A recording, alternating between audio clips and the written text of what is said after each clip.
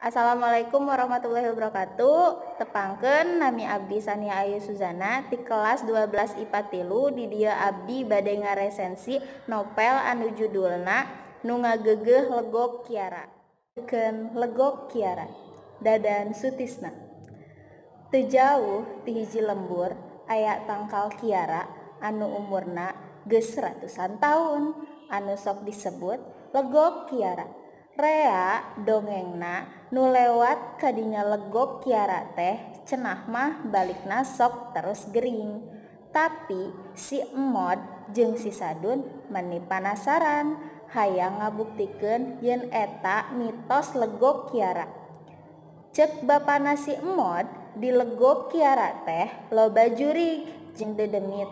Tempatna teh meni sanget. Da puguh we aya tangkal Kiara anu jangkungna kabina-bina. Tapi si Emod henteu percaya kana eta beja teh, manehna angger we panasaran. Hiji mangsa Mang Apin anu sok ngabantuan di sawah bapana ngabejaan rek ngabasmi beurit nu aya di kebon di sawah bapana.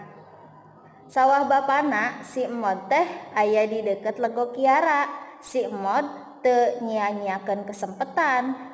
Manehna tuluy menta ka bapana sangkan bisa ngilu jeung Mang Apin. Si Emod teh ngajakan si Sadun meh manehna bisa ngabuktikeun yen eta mitos teh teu bener. Pas minggu manehna indit ka Legog Kiara. Didinya si Emod jeung si Sadun ngahuleng ningali tangkal Kiara nu jangkung tur gede kabina-bina. Tuluy maranehna balik darada sieun oge cicing didinya lila-lila mah. Di Legog Kiara si Emod manggih ucing. Tuluy si ucing teh dibawa balik ka imah. Eta ucing dingaranan si Buris. Si Buris unggal tengah poe teh sok ngareles teuing ka mana inditna. Hiji mangsa poe Minggu kusabab panasaran si Emod nuturkeun si Buris. Tonggoy we leumpang si Buris teh. Beuki jauh si Emod nuturkeun si Buris tungtung nama anjog ka eta Legog Kiara. Si Buris tuluy kukurusukan dina nu bala. Pas si Buris kaluar, sirahna teh kulimis siga tos diteleumkeun kana cai. Barang disidik-sidik ku si Emod, cai anu barijil tina taneuh teh siga kasedot deui ka jero. Isukna urang lembur ngabring ka Legog Kiara. Urang lembur teu percaya keneh yen didinya teh loba cai.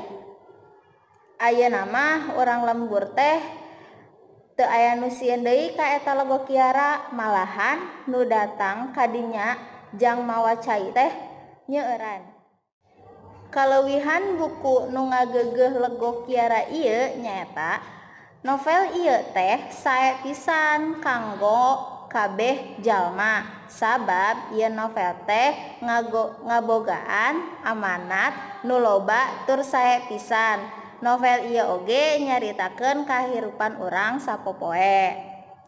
Kakurangan novel ieu teh nyaeta teu loba teuing gambar sangkan nu ngabaca leuwih merenah lamun diayakeun gambar mah. Amanat tina novel ieu teh nyaeta ngingetkeun urang ka alam teh penting pisan. Jadi urang ulah ngaruksak alam, urang oge ulah pasea jeung babaturan kusabab masalah nu leutik teh urang kuduna mah silih ngarti. Parantos sakitu anu tiasa abdi sampaikeun.